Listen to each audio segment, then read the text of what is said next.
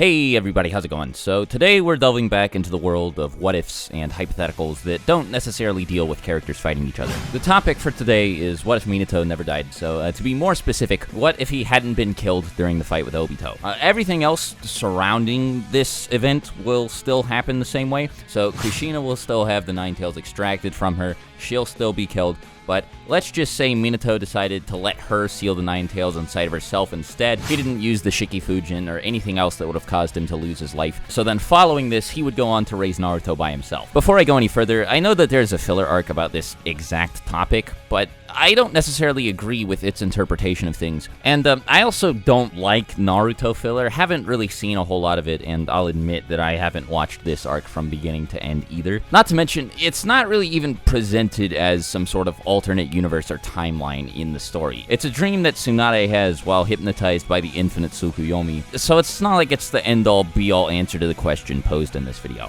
Anyway, if things go as I described them at the beginning, this obviously changes a lot. The person this affects the most substantially is, of course, Naruto, but before we get to him, let's talk about the immediate aftermath of the Nine Tails attack. So there was some confusion following this whole kerfuffle that led to the Uchiha being suspected to have some amount of involvement in the attack. The Sharingan can control the Nine Tails, there had already been some tension between the Uchiha and the village, yada yada yada. But the thing is, here, Minato got the impression that Obito wasn't like a regular person, and even asked if he was Madara. Since many people, like a lot of people, were willing to believe that Madara could still be alive and well, all while retaining a lot of his power as late as the 4th Shinobi World War. I feel like if Minato brought up this whole Madara thing to the village council, they would be significantly less suspicious of the Uchiha clan as a whole. When Madara left the village, he also distanced himself from the Uchiha clan, so if he was still alive somehow at this point, it wouldn't be unreasonable to assume that he was acting independently and not in the interests or under the orders of the current modern-day Uchiha clan. There may be a couple people who disagree with this assessment,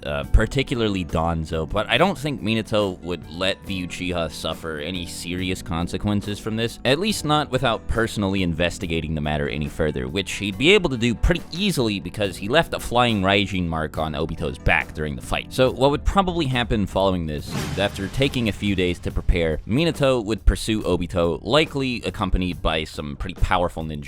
Not just Anbu level ninja either. If Minato was really still under the impression that this guy was strong enough to be Madara, there are only a handful of people that I can imagine Minato would see as strong enough to be worth asking, but Fugaku is probably one of those people. And this is a big deal because if Minato asks Fugaku to accompany him, this not only helps ensure the success of the mission to capture or kill Obito, but it also asks as a gesture of good faith to allow the Uchiha clan to help prove their innocence. If they're willing to help kill the guy who attacked Konoha with the Nine Tails, well, that makes it look a lot less likely that they were actually involved in it, especially given all of the, like, Madara stuff. So anyway, Minato would probably go with, like, Fugaku and Hiruzen, maybe Jiraiya, and teleport them directly to Obito's location. And at this point, as strong as Obito is, he kind of didn't do well at all in the fight against Minato, and in the original timeline, Minato wasn't killed by anything Obito did, but just by a stray attack from the Nine Tails that he was trying to save Kushina from. And even then, he survived that attack, and only really died because he used the Reaper Death Seal. So without the Nine Tails at his disposal, Obito would be staring down someone who has demonstrated that they are more powerful than him, in addition to Fugaku, maybe Hiruzen, maybe Jiraiya, maybe other people of similar power. And his only options would be to either die or flee into the Kamui dimension. Now, the Kamui dimension thing might actually work. I don't think anybody would be able to pursue him there. Maybe Minato could, but even if we assume he can't, Obito can't just stay in there forever. Like, I imagine he has to come out to eat. But even if he doesn't have to eat because of his Zetsu cells or whatever, if he wants to keep working on the Eye of the Moon plan, he can't stay in Kamui forever. He has to come out at some point. And as soon as he does, Minato can just teleport to him again and again and again, so on and so forth. But it might not even get to that point.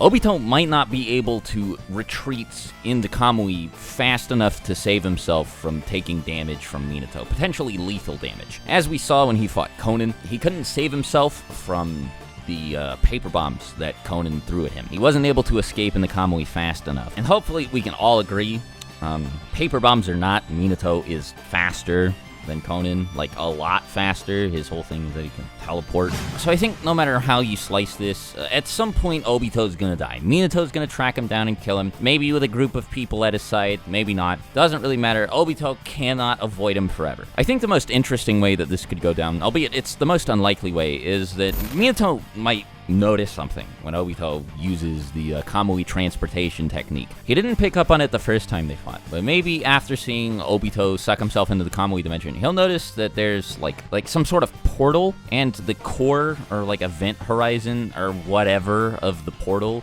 is centered around the hole in Obito's mask where you can see his Sharingan at. Now, this would cause Obito's Sharingan to be a really big focal point for a couple seconds. And Minato, as the guy who trained both Kakashi and Obito, may have a sudden epiphany here. He may think to himself, gee, it sure is weird that this Madara Uchiha, like ultimate Uchiha, strongest Uchiha ever guy, only has one Sharingan. Wouldn't it make sense for him to have two? Like, what did he do with the other one? It is at this point that he may remember that he knows somebody who also only has one Sharingan. And that Sharingan happens to be in the eye opposite the one that Madara's is in. Then Minato may also remember that the person he's thinking of is Kakashi, who received this Sharingan from Obito, whose dead body he never actually saw, which means, in other words, Obito may still be alive, and this Madara person may not actually be Madara. It would be even easier for him to reach this conclusion if Fugaku was with him when he saw Obito use Kamui, because he could ask Fugaku, hey, is there any reason for somebody as strong as Madara to just, like, get rid of a whole entire Sharingan? And Fugaku would be like,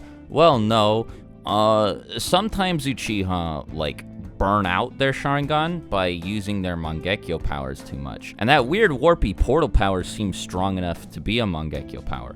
But the thing is, a well-known tale told throughout the Uchiha clan is that Madara killed his younger brother and stole his eyes. I know this isn't actually what happened, but I'm just saying this is what Fugaku would tell Minato, is that Madara killed his brother and took his eyes so he could unlock the eternal Mangekyo Sharingan, as in Mangekyo Sharingan that never go bad, which would mean there really is no reason whatsoever for him to discard a whole entire perfectly good Sharingan, which, it would help Minato reach this Obito conclusion a lot more quickly.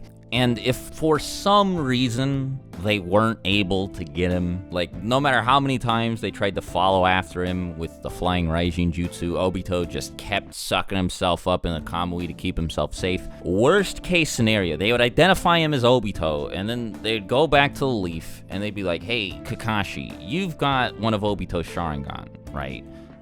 Could you maybe, like, train it up to be a super duper, like, Mangekyo Sharingan? We'll have Fugaku or whatever Uchiha clan member train Kakashi to help him unlock the Mangekyo Sharingan. And then, what would happen is, Kakashi would then accompany Minato, Obito's location, after training to use Kamui more effectively, of course. And then, Obito would try to warp away, and then Kakashi would be like, Kamui! So through one turn of events or another, Obito is getting taken care of if Minato survives his fight with him. There's just no way I see that not happening. This has pretty big implications for the rest of the story, of course. First of all, the Uchiha clan wouldn't have to worry about any of the stuff that led to the Uchiha clan massacre happening. They wouldn't be sectioned off into their own weird corner of Konoha, and they wouldn't be treated as poorly as they were when they were suspects in the Nine Tails attack. So the Uchiha clan would be safe unless something else happens that would lead to them performing an entire coup against the whole village. But unless I'm missing something, I don't think there's anything left that could cause something like that to happen.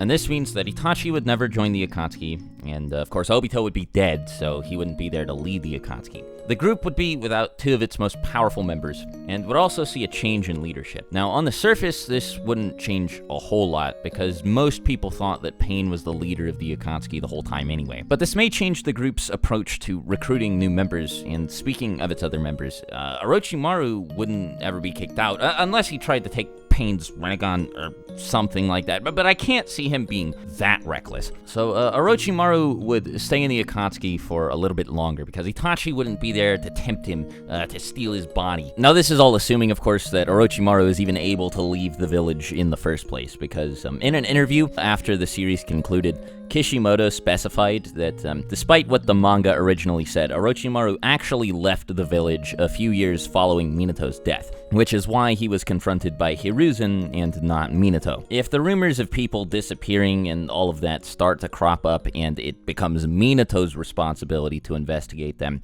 then since he has no real personal connection to Orochimaru aside from the fact that the guy is the friend of his teacher, I can see Minato just killing Orochimaru, like, on the spot without much hesitation. The guy's doing some pretty nasty stuff, and even though Minato's a nice guy, seeing all of the equipment for human torture and experiments and all of the stray body parts and eyeballs and jars and stuff around the room might push him to be like, yeah, I should probably kill this guy. But assuming that doesn't happen, then Orochimaru would probably stick around in the Akatsuki for a little while. The most important aspect of this whole thing is how Minato's survival would affect Naruto. Since we're assuming that Kushina sealed the Nine Tails into herself to keep Minato from killing himself, this also means that Naruto would not have access to any of the power granted to him by the Nine Tails. Naruto won't have nearly as much trouble controlling his chakra because he won't have to identify what parts of his chakra pool belong to him and what parts of his chakra pool belong to the Nine Tails. Kakashi also states that the Nine Tails is the reason for Naruto's erratic chakra control, which reads like the Nine Tails was intentionally making Naruto's life more difficult, but that's just my interpretation. In any case, without the Nine Tails to worry about, Naruto won't have as much trouble learning jutsu and the basic properties of chakra, how to control it, so on and so forth. Then, obviously, since Minato is still alive, Naruto won't have to train by himself before enrolling in the academy. On the contrary, his development as a ninja will be accelerated significantly by the presence of Minato in his home. Being able to train with this guy from a really young age is going to help Naruto a lot. And I don't feel like I need to explain why. Naruto seemed naturally inclined to learn a lot of abilities that Minato himself had access to. Shadow clones, the Rasengan, the summoning jutsu, and eventually, of course, even Sage Mode. Now again, Naruto is clearly capable of learning how to use all of these things because we saw him do it in the show.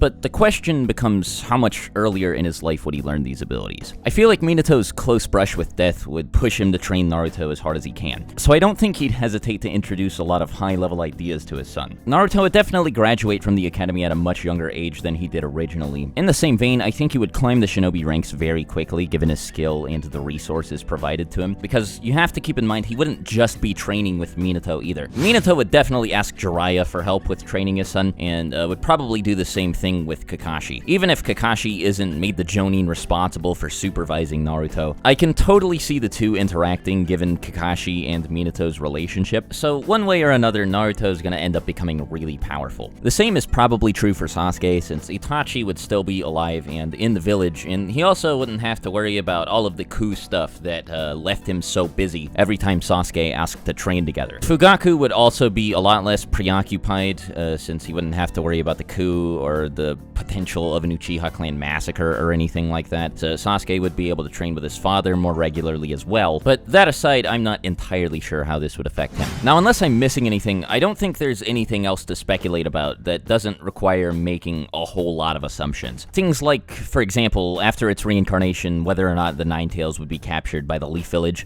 the future activities of the Akatsuki, stuff like that. So yeah, I think that's everything I planned on talking about. Let me know what you thought about the topic, if you think things would go differently, anything you think I missed. Let me know if you want me to do more videos like this in the future, because I've gotten a little bit tired of doing just versus battles, and I'd like to talk about more hypotheticals that don't exclusively deal with people fighting each other. The conversation topics can still lead to fights happening. I'm okay with that. I just don't want the fight itself to be the core of the discussion. Anyway, again, let me know in the comments or in my Twitter mentions what you thought about the video, anything you would change. Let me know if you have any suggestions for any future videos, and as always, thanks for watching.